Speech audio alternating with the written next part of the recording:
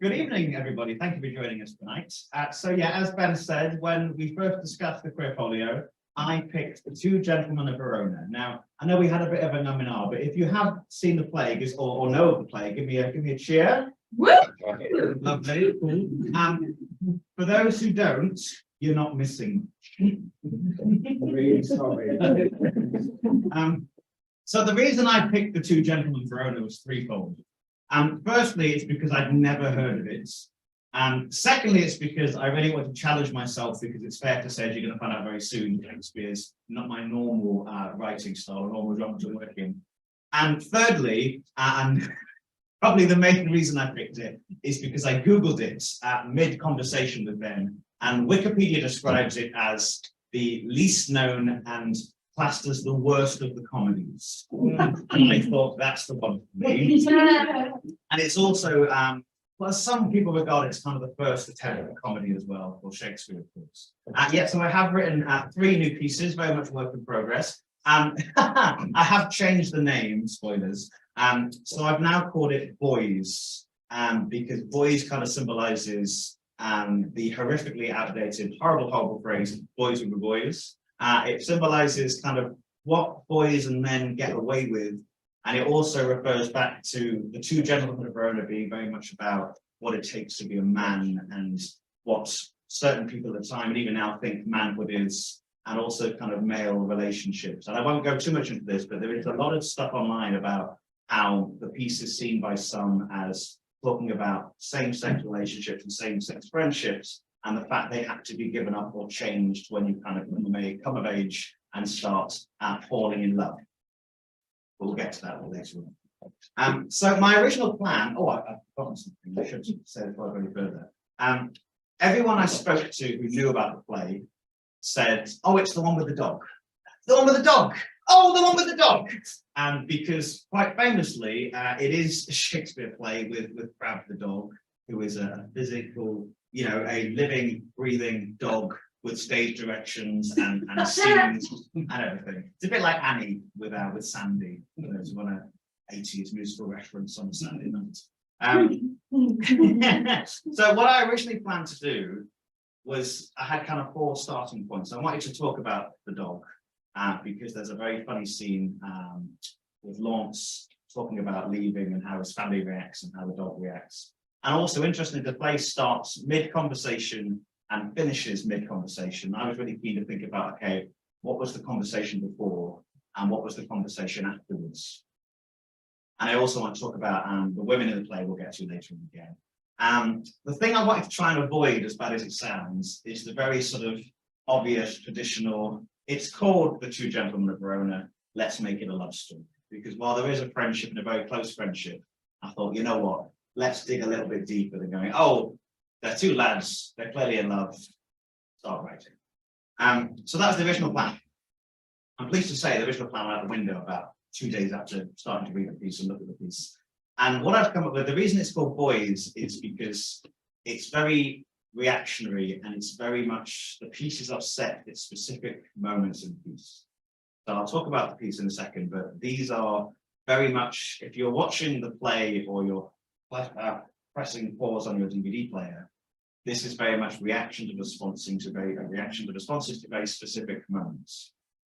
So the first piece is called Tongue in Cheek, the original name of what the trio is called. And it's written in response to a quote by Valentine, who's one of our leading men, in Act 3, Scene 1. So I'm going to read the original quote and then read my response to it, okay? So this is the quote. We'll get to problematic things later. Valentine, Act 3, Scene 1. That man that hath a tongue, I say, is no man, if with his tongue he cannot win a woman. This is called tongue in cheek. If my tongue could speak, he would not speak of women. He would speak of train station, long goodbyes, awkward first times, misjudged post pub, end of the night. I think I like you, half kisses. I never say this sober kisses. I never do this sober kisses. I miss you, kisses. I'm sorry, kisses. What does this mean, kisses? What are we, kisses? How do you feel, kisses? If my tongue could speak, he would speak of stubble, sweat, nectar of back, sack, and crack. Too far to turn back now, kisses. Whisper, where have you been? My tongue should write a book, or more a map of places explored, known and unknown, a checklist of unmissed opportunities. It's never too late, he would transcribe, writ bold across a bathroom stall. I have no taste for women, but this doth not make me any less of a man. Thank you.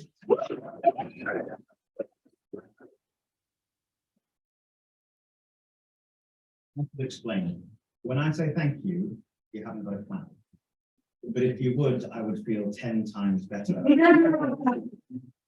Very old joke, I apologize. So let's talk about the play. A very streamlined, not butchered, but a very streamlined synopsis summary of the play. Proteus and Valentine travel to Milan and fall in love with the same girl, Sylvia. Valentine is besotted, Sylvia likes Valentine, Valentine likes Sylvia, hunky-dory. Proteus, on arrival, sees Sylvia and goes, my goodness, this is the girl for me. And while, of course, there are no, because the pun, straight heroes or villains in Shakespeare, Proteus is not the nicest bit of work for the majority of the piece. So much so that he actually spends a lot of time and succeeds in getting Valentine banished to the woods out with the unlawful renegades, the outlaws. Okay, cool. Boy meets girl, love triangle, hunky-dory. But no, because the thing that's the first problematic thing tonight is that Proteus has a beloved at home, Julia, a besotted, lovely, wonderful young woman. They exchange vows before he leaves, and Julia is so upset and so lost without him, disguised as Sebastian, a page boy. She follows him to Milan to find him. During this time, Proteus has denounced Julia, taken off his wedding ring, and says, Sylvia is the son, Sylvia is the girl for me, nobody else. Julia, nah, dead mate gone. That was an old thing, we're done.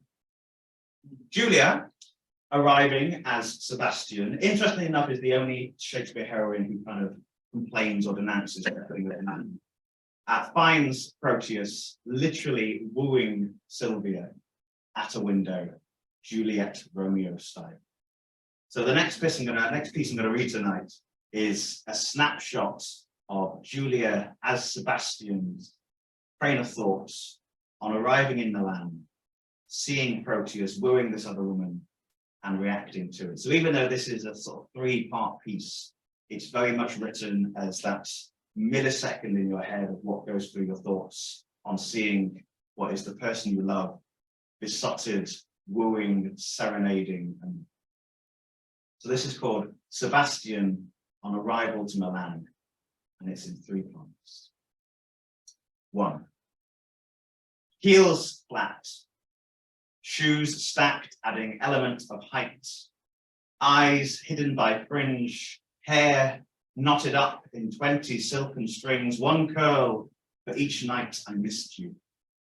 Each night I dreamt of you. Now I am here. Chest bound, new silhouette, a shadow of my former self in the city. You can be anyone you want to be, and I still want to be you. 2. I don't know if you see me clearer now, or if you ever really saw me. Your perception of me trapped in handwritten letters and secondhand rings, it frightens me how quickly you forget our promises. Promises made in youth are the most precious, when forever means forever and first love is last love. My love is last love. I did not come in on the last boat. 3. It's like the sea has drowned you. The city swallowed you whole. I don't recognize your songs anymore. Thank you.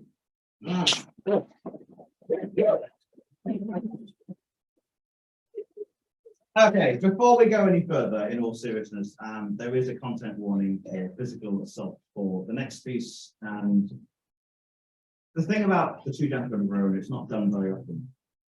And as well as being the piece with the dog or the play with the dog, everyone else I spoke to, and a lot of correspondence and information online is, oh, we don't talk about the ending. We don't talk about the ending. Oh, the ending, we don't talk about the ending. Because the ending is difficult. And I think one of the biggest challenges, fair to say, for me in devising and sort of writing these pieces is trying to place the end and how to respond to the end. So, end of the second act. Valentine vanished. Sylvia follows. Proteus, who spends a lot of time trying to convince Sylvia to sort of become his beloved with no reclamained or no kind of, feelings returned in that way. Near enough says, if I cannot have you by hand, I will take you by swords, and attacks Sylvia. Valentine, not quite to the rescue, but stops this. And there's a very brief scene where Proteus apologizes to Valentine. Sorry, mate, didn't mean that. And Valentine says, no problem. What's mine is yours. I forgive you. Let's all get married. And there's not really any space or time or even lines for Sylvia or Julia to react or to respond to this horrific act that happens so quickly. And then it's not forgotten, but it's kind of a thing and then it's gone. And a lot of the time, and even in the RSC DVD commentary, they refer to, oh, talk about the ending, and nobody talks about the ending. And it was a massive challenge for me to justify how to even approach this subject. And interestingly enough, there was a version done, I believe about 6-7 years ago in Liverpool, where they added an extra scene just to kind of talk about how horrific this was and how, as it stands, we can't leave it there. And one of the ways I was going to try and approach this was writing something I was going to call 120 lines for Sylvia, because that's the number of lines after the attack that Sylvia doesn't speak. Sylvia has no lines after this happens. And it could be seen as shock, it could be seen as being submissive to Valentine, but there's no space for Sylvia to go, oi, dickheads, many, many things. So I kind of looked at approaching, what would Sylvia's response be? But then I thought, actually, this is unfair because even though it's horrific for Sylvia, there's obviously Julia then, where Julia has seen them and she loves attacking somebody else, and there's never really a comeuppance for this. There is a reveal where Julia kind of reveals that Sebastian is Julia, I should say, but there's not really a justification or a satisfying resolve to either one of these stories. And I thought about, okay, if you took out all the lines from the male presenting characters, what's left? Do we present the two women of Verona? What is that story? And even what is that relationship? And if they met even in a bar with Julia or Sylvia, what would happen between them? And I thought, okay, right. But if I write this for Sylvia, as I said, I have to write something for Julia. And I don't want to make it a competition between how awfully they're both treated. So something I never do, I'll do that in a second. So basically, Ben and I had a really good one-to-one a couple of weeks ago. And they were really helpful in saying, well, put yourself in this situation. If you were visited there as a person or as a character, or if you walked into that scene, how would you react and what would happen now? And even in the modern times, how would you deal with this? Or how would society deal with this? And I thought, okay, if you saw something of a night out, how would you reach a person? And I thought, right, okay, the only real way now, or the most obvious way now, is kind of social media. So I thought about if I saw this happening on a night out in Derby or any other city, of course, how would I respond to it and how would I want to kind of reach out to that person? So I wrote a poem called DM, and something I never do, and I did the other week. I had a gig that night and I wrote it on the bus from Nottingham and I performed it on stage, which they say you shouldn't do, but a really good response. So it is quite a deep finish, I'm afraid. But as I said, the thing with the comedy of the show, it is billed as a comedy, but it's not really a comedy. So this piece is called The M, and it's not written for Julia or Sylvia. It's just written in a response to something awful happening. And I would like this to be printed as a series of sort of text messages. So the idea is someone reaching out after seeing something awful and saying, oh, you know, I was there. So this is called the end. You don't know me, but I saw what happened. And I just wanted to say, I'm sorry. I know it's none of my business, but I couldn't just stand back and watch. It's difficult because I know a text isn't enough, but it's the least I can do.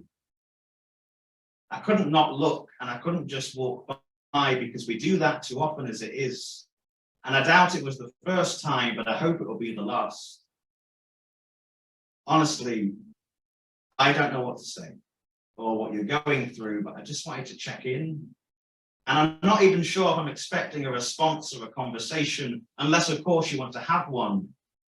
I'd understand if you left me on red. But if you want to talk or just sit, I'm happy to listen. There's been enough silence already.